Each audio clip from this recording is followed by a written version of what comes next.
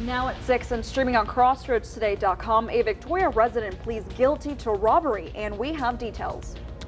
In Victoria, reports indicate homelessness doubled in the past 5 years.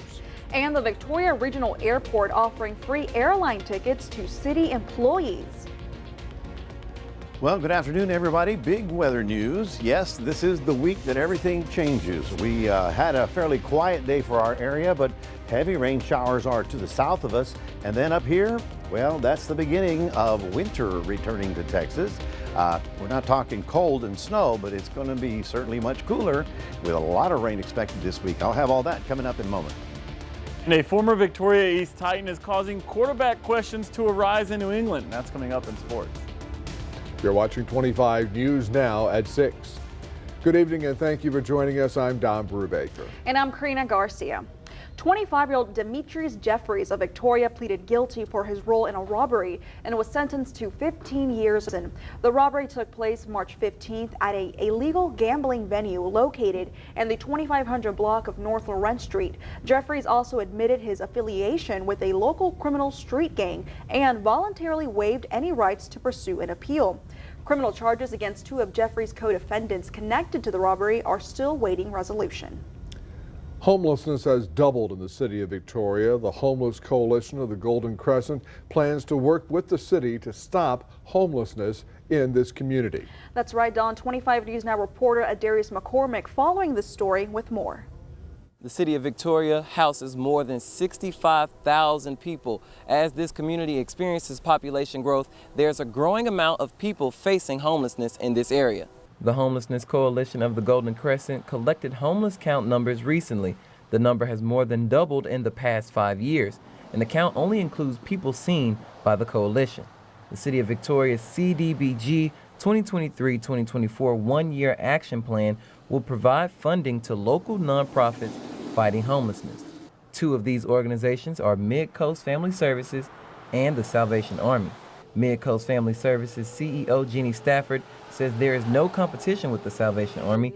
They work together indirectly. You know, there's just enough homeless people on the street and there's enough misery to go around that we don't compete with them, they don't compete with us. There's just work for both of us. She says the main issue for homelessness in Victoria is poverty. Unfortunately, what we know right now is that one income won't hardly pay the rent, and pay for the gas, and pay for the groceries, and pay for daycare, and pay for school supplies, and all those things. So something has to give. According to Salvation Army's Captain Kenny Jones, spirituality impacts homelessness in the area. As our world is aging, we're focusing less and less on the spiritual side of our being, and we're finding it harder and harder to sustain a good quality of life. Both nonprofits plan to create a forum for these people to hit a reset button. The Salvation Army is opening the Life Enrichment Center to help out with the homelessness in Victoria. If you give somebody the tools that they need and the encouragement that they need, I think that being able to turn somebody from homelessness into a situation where they're independent is not far-fetched. With the help of the city, these organizations plan to end homelessness in Victoria. Captain Kenny Jones says the goal is to work until he does not have a job, which means everyone will be sheltered, happy, and flourishing. Reporting in Victoria, I'm Adarius McCormick, KAVU-TV 25 News Now. Here's your viewer poll. Scan that QR code on your screen to vote now. The question is, how would you describe the level of homelessness in your city? According to these results, the highest one is at 55%, with the answer being high. We want to hear your opinion on this. Come to crossroadstoday.com/vote to take part, and we're going to have an update on 25 News Now at 10. And now shifting gears, let's take a look at your forecast with Chief Meteorologist Mac Perez. He's telling us that this weekend is looking promising and we can bring out those coats loosely, so to say. The weather is shifting gears during this week to something cooler. We're going from first gear all the way to fourth, you know. This is going to be great, folks. I'm pretty excited. What's happening is that we have the first Pacific storm of the season rolling across the Rockies. For us, that induces a strong southeast wind, so we're getting shower activity developing in the Gulf and rolling up. We sort of missed it today, but it's not that far away. I think Kennedy County got some rain, and the big thunderstorms are already firing out in far west Texas. You're going to need the raincoat this week. You might need a sweater this weekend. We'll have all that coming up in a moment. Mac, thank you. If you like to travel and want free airline tickets, Victoria Regional Airport may be able to help. Lenny Lorena, manager of Victoria Regional Airport, met with county commissioners this morning asking to add the spouses to the already in place promotion, allowing county employees to fly round trip to Houston at no cost. Lorena says that not only was his original request granted, but now even more Victoria citizens can take part in this promotion. So this adds the county employee and their spouses possibilities to fly from here to Houston and back. Commissioners Court went a little farther and extended this commitment to also the city employees and their spouses. For more information on this promotion and other promotions the airport is offering, go to flyvictoriatx.com. Keep in mind there is only so much money set aside for these promotions, so don't wait to put in your request. Police in Houston looking for a hit-and-run driver involved in a crash that killed a postal worker. This happened Saturday. Investigators say the driver of a Ford Expedition clipped the corner of the postal truck, sending the vehicle into a ditch. The postal worker was thrown from the vehicle and his truck hit him. Witnesses came to the postal worker's aid, but he died on the way to the hospital. Police say the Expedition driver drove off and they're now trying to find that person. Border Patrol apprehended more than 200,000 migrants crossing the border from Mexico into the U.S., the highest total this year. Homeland Security authorities report that's up from 181,000 the previous month in August, and marks the largest number of border arrests this year. This new surge of migrants straining federal resources and the cities trying to house them. Those concerns likely to be a topic during the U.S.-Mexico security talks later this week. Fire crews battled a large fire at a vacant apartment complex in south central El Paso Sunday night. Crews were called out to the R. Salazar Park Memorial Apartment Complex around 7 p.m. 18 fire units and 55 firefighters were on the scene to battle the blaze. They were able to contain the fire by 9 p.m. that night. Officials say nearby buildings escaped damage and no injuries were reported. October 1st through the 7th declared 4-H Club Week in Victoria County, all to honor an organization that teaches young people the benefits of leadership, life skills, and economic development through agriculture. The members of the Victoria County 4-H Club honored during this morning's County Commissioners Court and were presented with a proclamation honoring the positive impact the club has brought to the area. If you would like to know more about the 4-H Club, contact the Texas A&M AgriLife Extension Office in Victoria at 361-575-4581. And the Texas Tribune has this article. One neighborhood in Liberty County is slowly being abandoned, and years of flooding and intense rains prompted a spiral of decline. This story also available on our CrossroadsToday.com website. Remember to subscribe to our YouTube channel, Crossroads Today. Hit the like button and click the notification bell so you can see Crossroads Today on YouTube. And stay with us, coming up on 25 News now at 6. A new child abuse and neglect study reports that shouting can be hurtful to a child's development. Also ahead, millions of Americans bracing for the return of student loan repayments this month.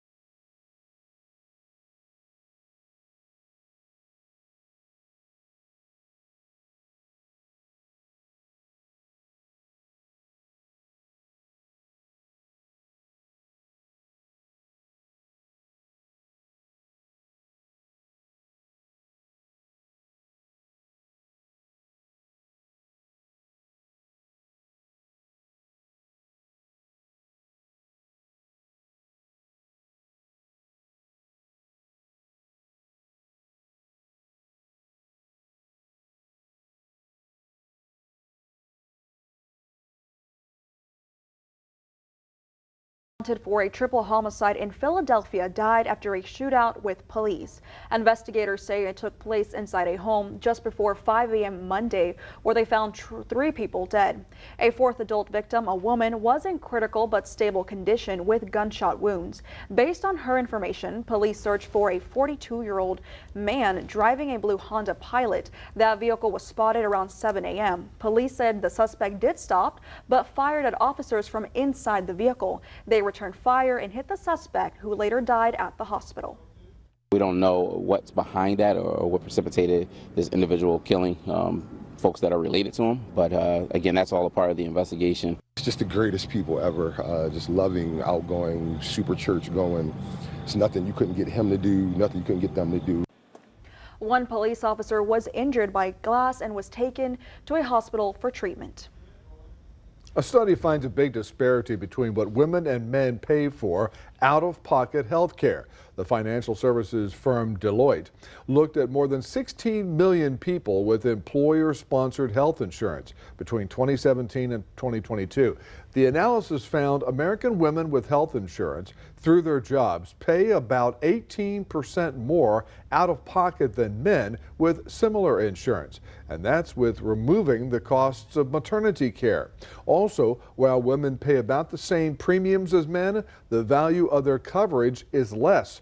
That has become known as a kind of pink tax for health care. Student loan debt repayments are resuming this month for millions of Americans. The payments were put on pause for 3 years during the COVID-19 pandemic. And with interest set to resume on those bills, some borrowers are scrambling to rebalance their budgets. This month, roughly 28 million Americans will have to start repaying their student loans that were paused 8 times over 3 years during the COVID-19 pandemic. According to the Federal Reserve, the monthly payment for the average borrower will range between $200 and $300. For Sarah Wood from Denver, the pause on her monthly $440 payment allowed her to save for her twin daughter's education. Her student debt totals more than $180,000. Now, with payments restarting, she'll cut household spending and saving for her twins' college education. It's just a tightening of the belt across all areas. You need to live in a house, you need to pay groceries, you need to eat, and then from there on, you kind of have to figure out where to skimp and save. Michael Lopez from Anaheim, California, a first-gen college grad with a master's in social work, was able to buy a home when payments were halted. With the pause lifted, the 33-year-old has to resume paying off more than $240,000 in student debt. It makes it a moving target when we're trying to adjust our habits, you know, in the face of paying these payments and having a kid. It's like, not only do you have to figure out all of that, but now you need to do it while the cost of everything's fluctuating so much. After the Supreme Court rejected President Biden's first attempt at canceling up to $20,000 in student loan debt, his administration launched a smaller plan. Biden directed the Education Department to establish a 1-year grace period for borrowers who miss payments and rolled out a new plan called SAVE that could lower some people's payments depending on their monthly income. You can go to studentaid.gov to calculate your bills under that plan. The Biden administration is also looking into a new potential student debt relief policy that focuses on people who are the hardest hit financially. The Education Department is meeting with a committee next week to discuss policy ideas, but the plan is still months away from being finalized. Tim Pulliam, ABC News, Los Angeles. Parents, teachers, coaches, and other adults shouting at or verbally threatening children can be as damaging to their development as sexual or physical abuse. A new study published in the journal Child Abuse and Neglect cited several papers that suggested the lasting effects of childhood verbal abuse can end up as mental distress, committing crimes, substance use, and physical health outcomes such as developing obesity. The folks at Hopkins Elementary came up with a unique way to recognize Bullying Awareness Month. Why not leave it to the bulls? World-renowned bull trainer Dennis Davis brought 3 of his bulls, inside cages of course, to Hopkins Elementary this morning in order to leave the bullying to the bulls and not with your classmates. The purpose here is to bring the children out so they can see the bulls, and since it's bully prevention or bully awareness month, and we have a slogan, it's like leave the bullying to the bulls. So when the kids are out here looking at the bulls and we're talking about the bulls, we always pass it by them, leave the bullying to the bulls. After viewing the bulls, each student signed a pledge saying that they will leave the bullying to the bulls from now on. Stephen Colbert, Jimmy Kimmel, Jimmy Fallon, and Seth Meyers will return to airwaves Monday night with new shows now that the writer's strike is over. Late night talk shows were the first ones to go dark when the Writers Guild strike first started back in May. That strike officially ended early Wednesday following a unanimous vote from Guild leadership. In the deal, writers got more money, better revenue sharing from streaming content, and protections against artificial intelligence. Well, good afternoon, everybody. It was fairly quiet in Victoria, but get a load of this. A lot of rain just to the west of us from San Antonio, or rather Corpus Christi, all the way up to San Antonio. This is the beginning, a big weather change coming in this week. We're right now in the warm part of this, but we've got a cold front that you're going to actually call a cold front this week coming up in just a few minutes. We'll be talking all about it. Stay tuned.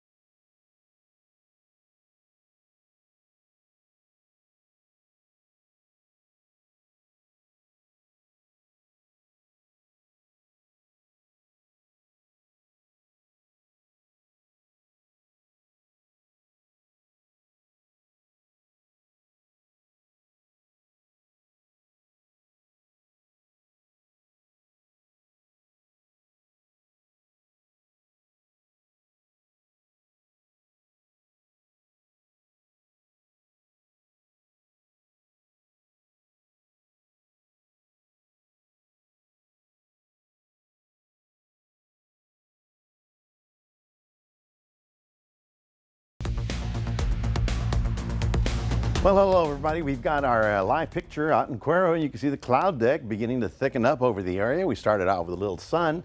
Clouds will be with us. Rain, remember that? Rain is coming into our area this week, and then the frontal system that changes everything.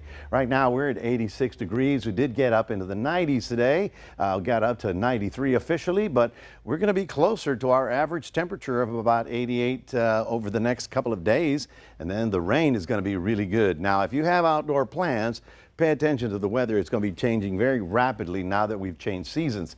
Here we are, and you can see how all the rain really was down there toward Beeville. Beeville got some pretty good rain. Corpus Christi all the way up to Poteet and all the way up to the hill country. They got most of the rain today. However, out here we're watching bigger thunderstorms develop. This area in pink is actually a severe thunderstorm watch for heavy activity beginning as the big storm rolls out of the Rockies. So tonight they have a chance for severe weather there. Tomorrow it's going to be a little bit farther inland through the Panhandle and down into far west Texas, and then it slowly comes into our area. I don't think we're going to have severe weather like that, but we are looking at the most significant rain we've had in quite some time. These are your forecast highs for tomorrow. We're looking at about 90 degrees, 93 in San Antonio, but behind the front, they'll only be in the 80s, and it only begins there because there's a cool factor to this. Stable weather in the Midwest. The storm now in the Rockies. It is producing snow, by the way. They had snow in Utah. It is going to be moving in. On Tuesday, it rolls into New Mexico. By the time we get to Wednesday, we have a big, long, strong line of thunderstorms from the Midwest all the way down into Texas. That's Wednesday. And then by Wednesday night, it starts probably pushing into the hill country. By Thursday morning, it'll be passing through our area. You'll have a brisk northerly wind behind it and a continuing chance for showers as the front rolls through. It's not until about Friday when this secondary front comes in with a strong gusty northwest wind, which actually cools the temperature down even further. So this is something we've been waiting for quite some time, probably the entire summer. And then, we'll be on the mild side of things, and this is a definite shifting of gears. 79 tomorrow morning, a few showers and isolated thunderstorms for Port Lavaca. Tomorrow, looking at a high of about 80 or 90 in Cuero with partly cloudy skies and afternoon thunder showers. So tomorrow being your Tuesday, got a 40% chance of rain. Then it gets up to 80 and 70% as the front comes through. I'm calling them alert days because all of you are either going to get wet or going to get inconvenienced by the amount of weather coming through our area. Friday evening, we'll start feeling that strong northerly wind. And then on Saturday morning or Sunday morning, we'll be down to 63 degrees. Yes, we've got some cooler weather finally headed in our direction. As for your 7-day forecast, reminding everybody we do have a QR code. Love for you to scan that and put Crossroads Today on your phone. And I can tell you how cool it's going to get over the weekend. Here's Karina. Thank you, Mac. And now here's Sports Director Gina Perez. Thanks, Karina. A former Mr. Texas High School football winner is doing big things in college. That's coming up after the break.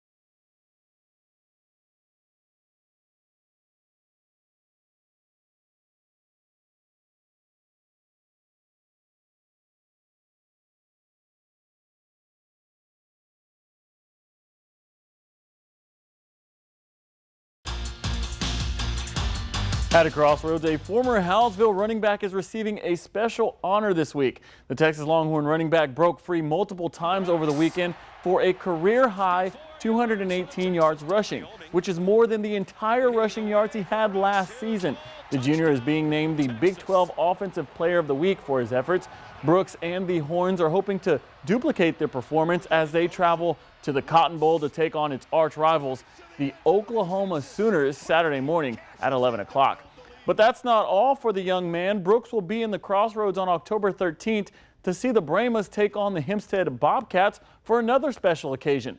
Howellsville has decided to retire the number 25 in his honor. The former Mr. Texas High School Football Player of the Year led the 2020 Brahmas to its first ever state title appearance, where he was named the offensive MVP even though he was on the losing team. Brooks totaled 3,849 total yards and a record-tying 70 touchdowns his senior year in high school.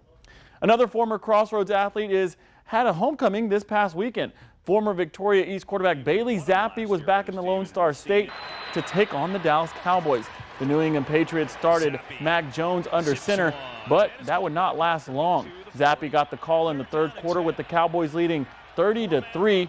This was Zappi's first appearance this season. In the end, he totaled only 57 yards and 4 of 9 passing. He did put his team in field goal range, but the kicker missed it. New England head coach Bill Belichick said he took Jones out because there was no point leaving him in the game. The Patriots are now 1-3 on the year and will be playing the Saints in Week 5. We will be keeping you updated on the quarterback situation. UHV Lady Jaguars hosted the Jarvis Christian Lady Bulldogs today in the Cage for a remake game that was postponed earlier in the year. The game resumed in the 37th minute when play was suspended back in mid-September. The Jaguars found itself behind 1-0 early at halftime, but in the 68th minute, Estelle Flanagan scored a goal to tie the matchup at 1. It would stay knotted at the end, 1-1. The men's team also played at the Cage today, and they got the victory 1-0 over the Bulldogs. Olympic star Simone Biles is making history once again at an international competition. The 19-time world champion leapt back into the world stage at the 2023 World Artistic Gymnastics Championships this weekend, becoming the first woman to land this extremely difficult Yurchenko double pike vault. After landing the vault, that skill will now be internationally known as the Biles 2. Biles was the first place in the all-around competition after her qualifying session. All told, Biles now has 8 national titles, 25 world medals, and 7 Olympic medals in her trophy case. Well, that's your sports. Don and Karina, back to you. That's impressive. Best ever right that's there. Impressive. Thank you, Dino. We're back in a moment. Beagles that were rescued from a research lab in Virginia last year now adopted by Indiana families. We have this story straight ahead.